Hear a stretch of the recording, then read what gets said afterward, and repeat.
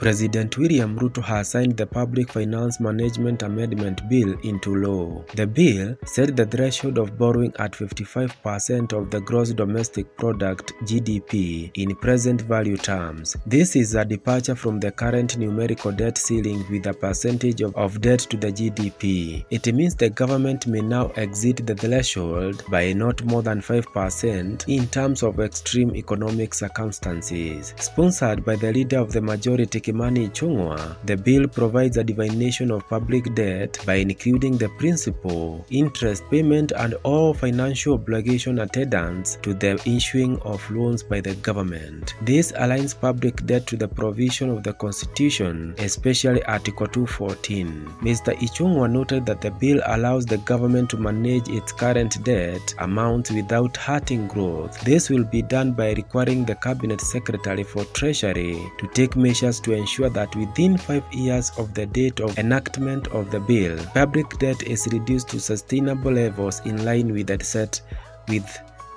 set debt threshold. This will protect the country from sudden reduction of critical social spending, food security and poverty reduction. It will also protect infrastructure spending to ensure Kenya's long-term development and economic prospects are preserved. In a bid to ensure that debt remains below the set threshold, the bill provides that the Government Secretary for Treasury will submit to Parliament a report on any breach of the debt threshold.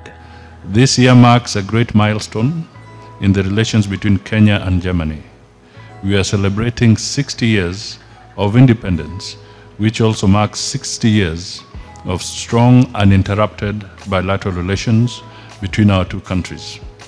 We continue to work closely in diverse international fora in the push for a global agenda of peace building, reforms of the United Nations Security Council, and modifications of international institutions, including the global financial system.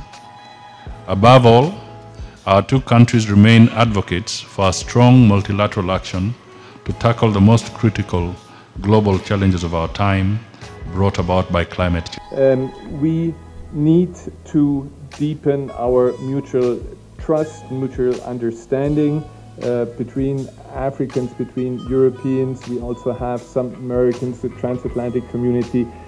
If we want to solve the problems that we have to work transcontinental.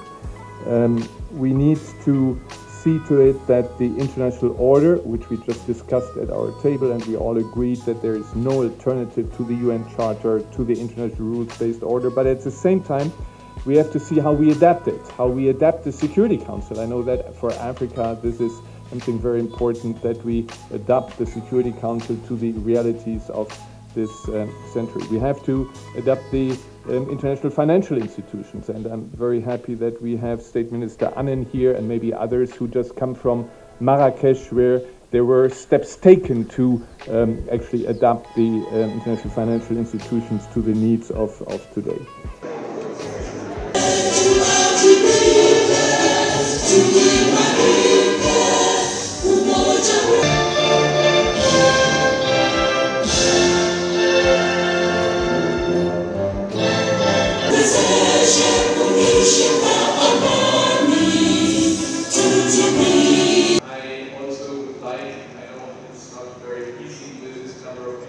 Discussed here how Africa sees this, how its Prime Cabinet Secretary and Minister of Foreign and Diaspora Affairs, Musalia Mudavadi, and to Francesco Talot, who was this morning enjoying the game drop. On the one hand, revisionist forces.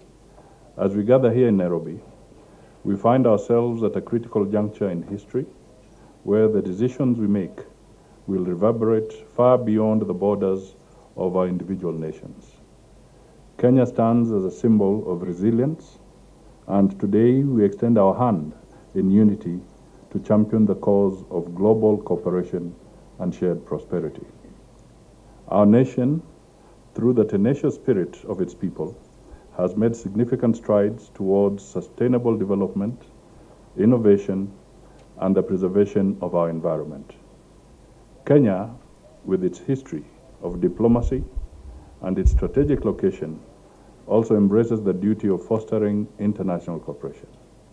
We understand that in a world increasingly connected by technology and communication, we must work collectively to address issues that transcend borders. Kenya is committed to being a bridge between nations, offering its rich cultural tapestry to facilitate dialogue and partnership.